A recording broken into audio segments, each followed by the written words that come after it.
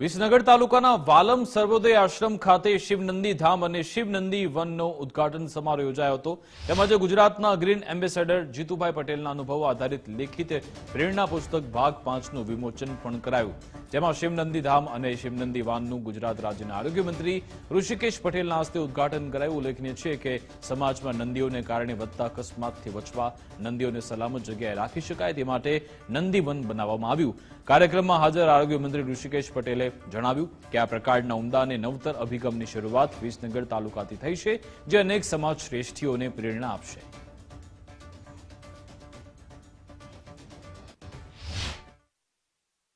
આજના છેલ્લા ઘણા વર્ષોથી મનમાં મનોમંથન હતું કે આ રખડતા નંદીઓનો કોઈ ધણી નથી, તો આજે અમે ધણી બન્યા છીએ. એનો જે આનંદ છે એ પુત્રના લગ્ન વિધવાઓ સામે કર્યા એના કરતા પણ 10 ગણો આનંદ આજે છે. અહીં 111 નંદી રાખવાનું આ વાલમ આશ્રમ અને ગ્રીન ગ્લોબલ બ્રિગેડ દર મહિને એને નિભાવવાનો ખર્ચ પણ આપશે.